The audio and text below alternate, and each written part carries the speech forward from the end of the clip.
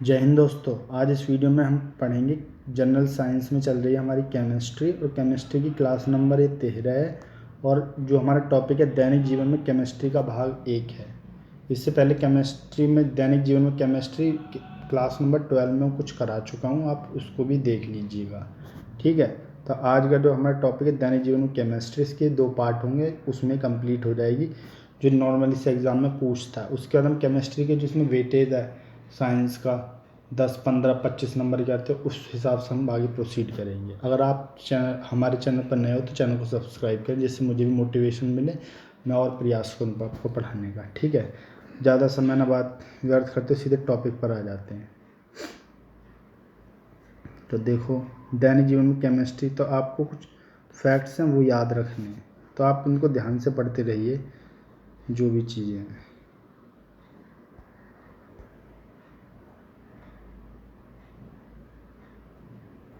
हाँ, ये रही। तो देखो, फर्टिलाइज़र में आपको क्या ध्यान रखना है। तो देखो, फर्टिलाइज़र की डेफिनेशन क्या दे रखा है। भूमि की उर्वरता बढ़ाने वाले जो तत्व होते हैं उनको फर्टिलाइज़र कहते हैं, जो भूमि की उर्वरता बढ़ा देते हैं। ठीक है, फर्टिलिटी, उर्वरता को बोलते हैं फर्टिलिटी, समझ रहे हो। उर्वरता बढ़ाने वाले तत्वों को कहा जाता है फर्टिलाइज़र। इंग्लिश में बोलते हैं फर्टिलिटी, और जो तत्व बढ़ाते हैं फर्टिलिटी से फर्टिलाइज़र, यानी कि उर्वरता बढ़ाने वाले तत्व को बोलते हैं उर्वरता। ठीक है, और लगभग अब ये एग्ज़ाम में ये पूछता है कि लगभग कितने पोषक तत्वों की आवश्यकता होती है। तो 18 के आसपास पोषक तत्वों की आवश्यकता होती है, पूछ लेता है कि ऑप्शन में 17 दे देता है या 19, तो आपको नियरेस्ट 18 वाला लगाना है। ठीक है, तो 18 पोषक तत्वों की आवश्यकता होती है। ठीक है जी, और यूरिया, उन 18 पोषक तत्वों में से कुछ 3 नेम हैं, जिसमें है एक यूरिया, जिसे कार्बोमाइड भी कहते हैं। ये यूरिया और ये लिखा हुआ कार्बामाइड, यूरिया और ये कार्बामाइड लिखा हुआ है।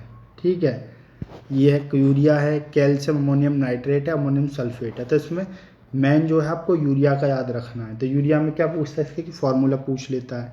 फार्मूला इसका होता है NH2CO NH2, बोलो, या इसको दूसरे वे में लिख सकते हैं कि देखो NH2 का होल ट्वाइस कर दो और इधर CO, तो बात वही, तो NH2 2 बार है, या तो ऐसे लिखो या आप ऐसे लिख सकते हो NH2CO NH2, बात एक है। ये यूरिया का फॉर्मूला पूछता है।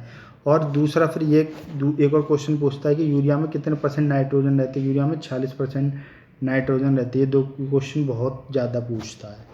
ठीक है, तो यूरिया क्या है, यानी कि उर्वरता बढ़ाने वाला तत्व है। लगभग 18, और एक आपको ध्यान रखना कितने लगभग तत्वों की आवश्यकता होती है, 18, उनमें से एक यूरिया है। तो यूरिया का फॉर्मूला याद रखना, यूरिया में कितने % नाइट्रोजन होती है, ये नाइट्रोजन होती है इसमें 46%। तो सबसे अधिक उपयोग किया जाने वाला ये जो आपके पोषक तत्व हैं 18, जो भूमि की उर्वरता बढ़ाते हैं, उनमें सबसे ज़्यादा प्रयोग किया जाता है यूरिया, इसलिए यूरिया इंपॉर्टेंट है।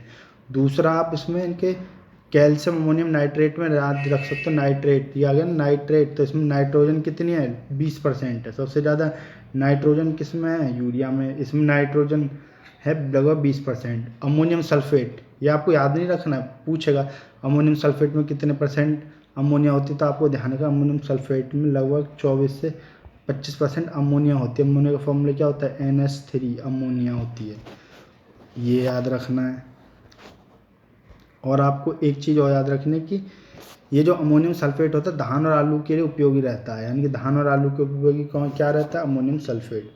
तो ये हो जाता है फर्टिलिटी टॉपिक ख़त्म। अब आगे देखते हैं विस्फोटक। अब कभी कभी इसमें विस्फोटक पूछता है, इसमें क्वेश्चन 2 तरीके से पूछेगा। ऑप्शन देगा इनमें से कौन विस्फोटक है।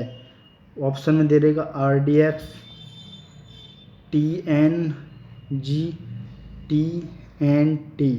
पूछेगा इनमें से कौन विस्फोटक था, ये तीनों विस्फोटक हैं। ऑप्शन देगा कौन है कौन नहीं है, फाइंड करवाएगा। RDX, TNT, TNG, समझ गए, 3। एक क्वेश्चन ये हो गया। दूसरा इनकी फुल फॉर्म पूछता है। RDX की रिसर्च डेवलपमेंट एक्सप्लोसिव, TNG की ट्राई नाइट्रोग्लिसरीन, और TNT ट्राई नाइट्रोटोल्यून। और TNG को नोबल ऑयल भी बोलते हैं। क्या बोलते हैं इसे, नोबल ऑयल भी बोलते हैं। तो इसमें 4 क्वेश्चन बने। कैसे, एक तो इनकी फुल फॉर्म पूछेगा, एक पूछे कौन इसमें विस्फोट, एक फुल फॉर्म पूछ सकता है, दूसरा कौन इसमें विस्फोटक है या नहीं है वो पूछेगा, तीसरा TNG ट्राइनाइट्रोग्लिसरीन को बोलते हैं नोबल ऑयल। ये 3 प्रकार ये क्वेश्चन आपको ध्यान रखने हैं, ठीक है। समझो, ऐसे ऊपर बता दे रहा हूँ ऊपर क्या क्या क्वेश्चन पूछेगा। एक पूछेगा कि कितने लघु तत्वों की आवश्यकता होती है पोषक तत्वों की भूमि की उर्वरता बढ़ाने की, लगभग 18। दूसरा यूरिया का फॉर्मूला पूछ सकता है। तीसरा यूरिया कितने परसेंट नाइट्रोजन है, आप 46% बोलोगे। और अमोनियम सल्फेट में अमोनिया कितने परसेंट रहते हैं आपको ये याद रखना है। चौथा, पाँचवा, ये अमोनियम सल्फेट जो उर्वरक है ये धान और आलू की खेती के लिए उपयोगी होता है। ये 5 चीज़ें आप इसमें याद रखेंगे, ठीक है। ये हो गए विस्फोटक। अब आते हैं सम इम्पोर्टेंट फैक्ट्स, तो कभी इनसे भी क्वेश्चन आ जाता है। ये सारे तीनों एक साथ ले लिए जिससे आपको कन्फ्यूजन दूर ना हो। एक होता है हाइड्रोजनीकरण, हाइड्रोजनेशन बोलते हैं। हाइड्रोजनीकरण को किसे कहते हैं, हाइड्रोजन गैस मिलाकर घी बनाने की प्रक्रिया को पूछ सकता है। और इसमें जो कैटलिस्ट यूज करते हैं निकेल कैटलिस्ट यूज करते हैं हाइड्रोजनीकरण में। तो क्वेश्चन क्या पूछा है, नंबर 1 हाइड्रोजनीकरण क्या है, ये हाइड्रोजन गैस के द्वारा घी बनाने की प्रक्रिया को हाइड्रोजनीकरण कहते हैं। इसमें कौन सा उत्प्रेरक यूज कहते हैं, आप बोलोगे कैटलिस्ट। खत्म, ये 2 क्वेश्चन बैठते हैं। फिर पूछता है गैल्वेनाइजेशन, एक होता है वल्केनाइजेशन। तो गैल्वेनाइजेशन किसे कहते हैं, धातु में जंग से बचाने के लिए जो प्रोसेस अपनाते हैं उसे galvanisation. Question number 1। Question number 2, galvanisation में करते क्या है, हम धातु के ऊपर जिंक की परत चढ़ा देते हैं, यानी कि जिंक की परत चढ़ा देंगे धातु के ऊपर। यानी कि कह सकते हैं लोहा क्या है, एक धातु है, तो लोहे को जंग से बचाने के लिए हम जिंक की परत ऊपर चढ़ाएंगे। इसी प्रोसेस को बोलते हैं गैल्वेनाइजेशन। तो इसमें पूछता है किसकी परत चढ़ाते हैं, आप बोलोगे जिंक की। धातु के ऊपर बोले या हम लोहे के ऊपर, क्योंकि धातु है ना, धातु से जंग को बचाना है। एक होता है वल्केनाइजेशन, वल्वनीकरण। इसमें क्या होता है, सल्फर मिलाते हैं। ये जो रबड़ होती है, मान के चलिए रबड़ है, इसको थोड़ा लचीलापन लाने के लिए इसमें मिलाते हैं हम सल्फर। ये पूछता है वल्वीकरण क्या है, यानी कि रबड़ में लचीलापन लाने के लिए हम वल्वीकरण कहेंगे। और उसको कैसे लाएंगे, उसमें सल्फर मिला देंगे। 2 क्वेश्चन हो गए, ठीक है। एक बार समराइज कर देता हूँ। हाइड्रोजनीकरण में कैटलिस्ट निकेल, गैल्वेनाइजेशन में जिंक की परत चढ़ाते हैं, वल्वीकरण में सल्फर मिलाते हैं। ये आपके तीनों चीज़ समझ में आ गई। अब आगे बढ़ते हैं। एक चीज़ आपको ये याद रखनी है, ये फैक्ट्स हैं, फैक्ट्स से क्वेश्चन पूछता है। मेटल ऑफ होप किसे कहते हैं, यूरेनियम को मेटल ऑफ होप कहते हैं। मेटल ऑफ फियर यानी कि डर की धातु, ये प्लूटोनियम को बोलते हैं। लाइफ सेविंग मेटल जीवन रक्षक धातु रेडियम को कह देंगे। मेटल ऑफ फियर डर की धातु प्लूटोनियम को कहेंगे। मेटल ऑफ होप आशा की धातु यूरेनियम को। ये फैक्ट्स हैं, आपको याद रखने होंगे, क्वेश्चन इनसे पूछ लेता है। मेटल ऑफ होप यूरेनियम को metal, life saving metal radium को, ठीक है। अब इनसे पूछ लेता है, ये जो पटाखे होते हैं, पटाखों में रंग बिरंगे रंग निकलते हैं, किस किस कारण से निकलते हैं पूछ लेता है। पटाखे में लाल रंग स्ट्रोंशियम के कारण, ये तो बहुत पूछा गया है।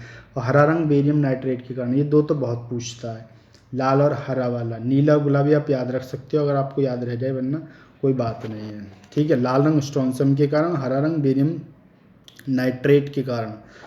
आपको याद बार बार रिवीजन करना, आपको याद हो जाएंगे। जब क्वेश्चन करोगे तो आपको याद होने लगेंगी चीज़। नीला रंग होता है जिंक सल्फाइड के कारण, गुलाबी रंग होता है कैडमियम बोरेट के कारण, गुलाबी रंग, ठीक है।